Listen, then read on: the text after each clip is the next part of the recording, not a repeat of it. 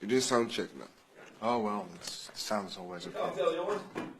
This is JW. Six, 5, 4, 3, 2, 1, action. Mr. Kuti, if you could make a documentary on African music, what would it look like? I don't want to make documentary on African music. No. If you could make one. If I could make one? What do you mean exactly? Well, if you could make, okay, suppose you're the director of a pop show on Dutch television, and you could make a documentary on African music, what would it look like? 60 minutes of Fela Kuti? No. I probably wouldn't talk for myself at all. You see, it's very difficult to answer. Because my music is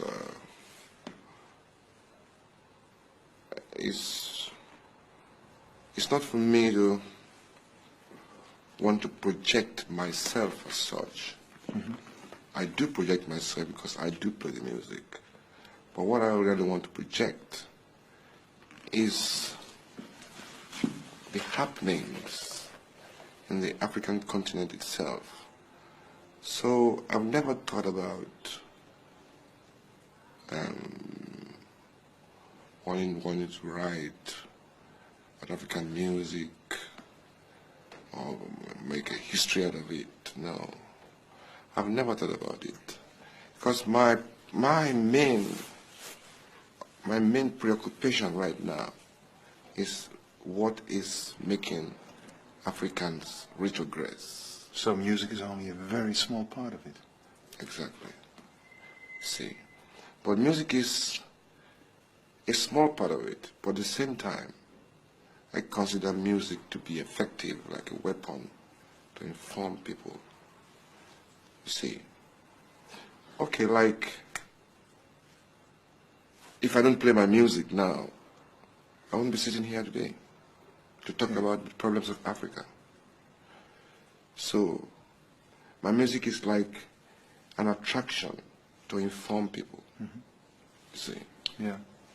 It is the information side of the music that is important.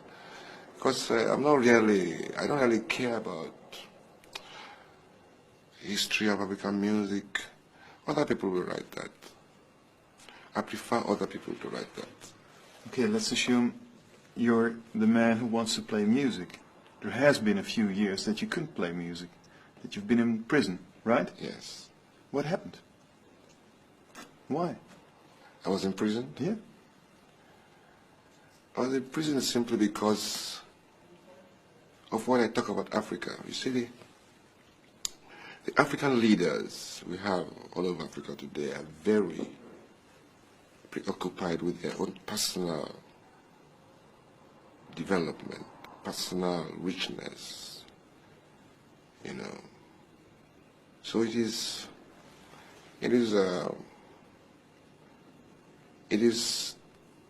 are committing crimes against the African people. And they're not the right persons on And they're not the that right place. persons in that place. You see. So it is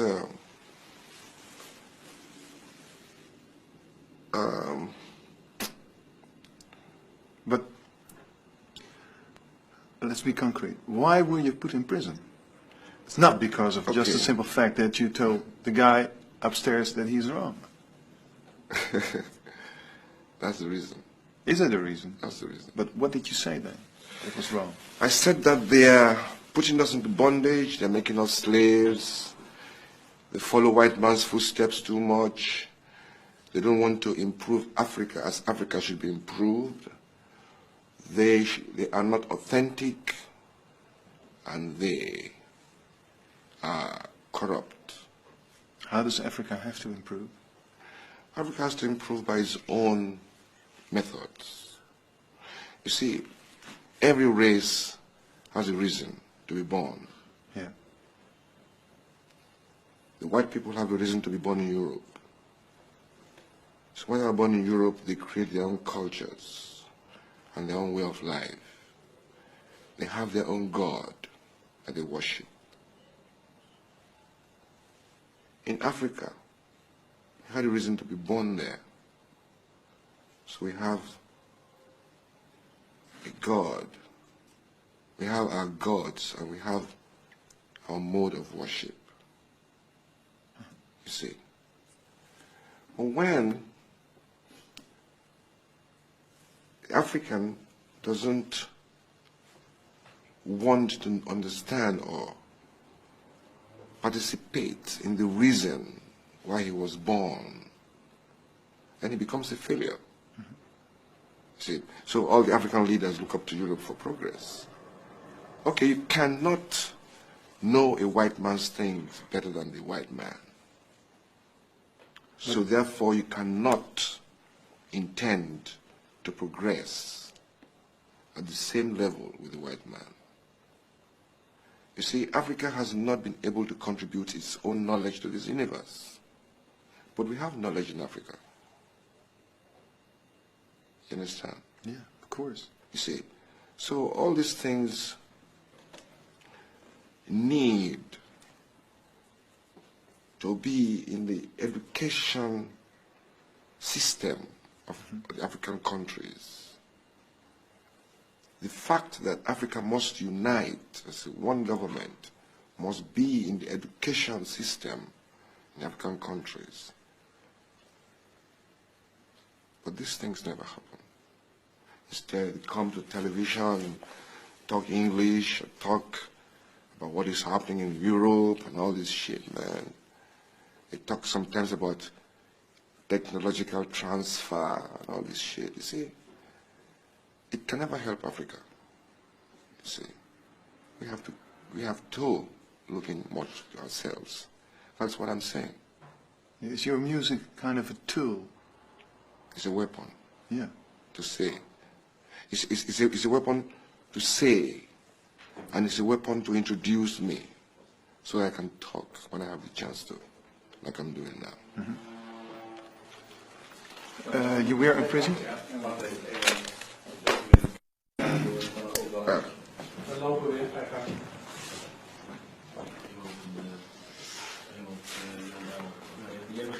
Ja. Wacht even hoor.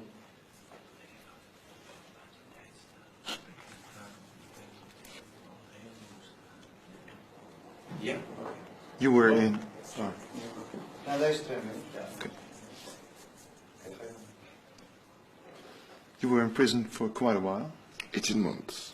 Yeah, but that's quite a while. That's quite a while, I tell you. Did it change your life?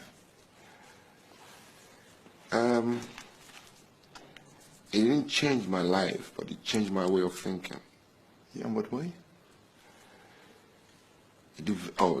Change is not a word, really. It developed my way of thinking. Look, I'm very spiritually inclined, and in prison, it gave me a lot of time to meditate and think about what this world is really about.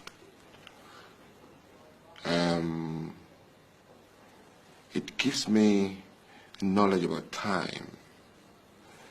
You see, if anybody tells me 20 years is a long time, I would tell him no. Because prison has taught me that time is meaningless unless you want to understand what time is about. Because to understand what time is about, you have to know that there is time for everything.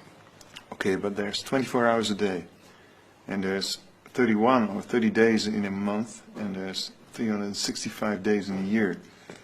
That's a lot of spare time to concentrate on music. And when you're in prison, you can't make any music at all.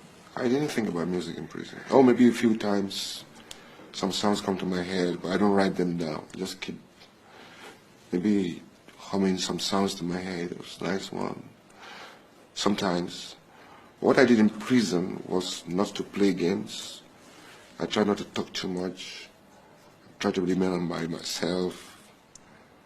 And I just tried to meditate. That's all I did.